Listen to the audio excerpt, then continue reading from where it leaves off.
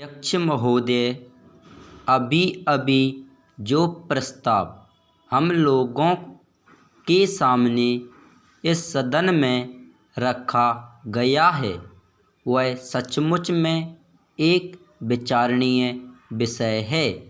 आज हमारे देश की हालत किसी से छिपी नहीं है।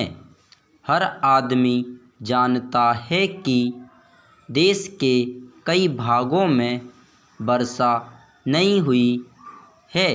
इसके कारण देश के कई हिस्सों में, जिनमें कि बिहार प्रमुख है, अकाल जैसी स्थिति पैदा हो गई है। चाहे हम इस बात से कितना भी इनकार क्यों ना करें कि अभी तक भूख से किसी आदमी की मृत्यु नहीं हुई है, लेकिन यह बिल्कुल ठीक है कि अब ऐसी स्थिति होने में कोई कसर नहीं रह गई है। आप यह समझ लीजिए कि किसी दिन भी आपको ऐसा अवसर मिल सकता है कि अमुक स्थान में भूख से इतने आदमियों की मृत्यु हो गई और इतने पशु समाप्त हो गए। पैरा, मैंने स्वयं इन इलाकों का दौरा किया है। करीब करीब हर गांव और कस्बे को देखा है। मैं जहां भी गया हूं वहीं एक जैसी दुख भरी कहानी सुनने को मिली।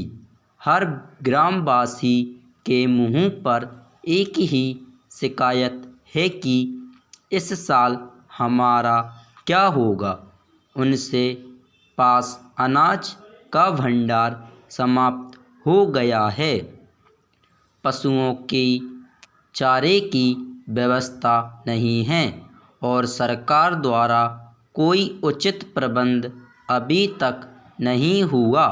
बेशक सस्ते गल्ले की बहुत सारी दुकानें खोलकर सरकार ने इस दिशा में एक सराहनीय कदम उठाया है, किंतु यह दुकानें अभी बहुत कम संख्या में हैं और गांव से बहुत दूर दूर हैं।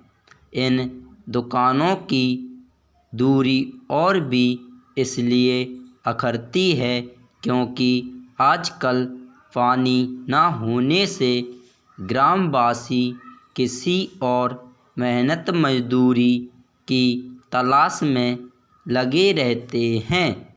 ऐसे समय यदि उन्हें अनाज प्राप्त करने के लिए अपने गांव से मीलों दूर जाना पड़े और उनके आने जाने में ही पूरा दिन समाप्त हो जाए, तो फिर आप ही बताइए वे बेचारे क्या करें।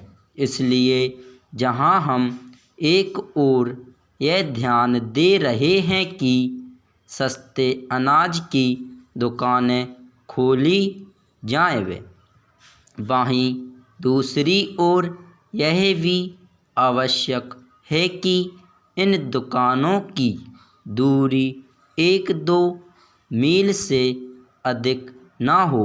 भले ही इसके लिए हमें कुछ अधिक दुकानें खोलनी पड़ें, यह एक बहुत ही आवश्यक बात है और हमें इसका ध्यान रखना चाहिए।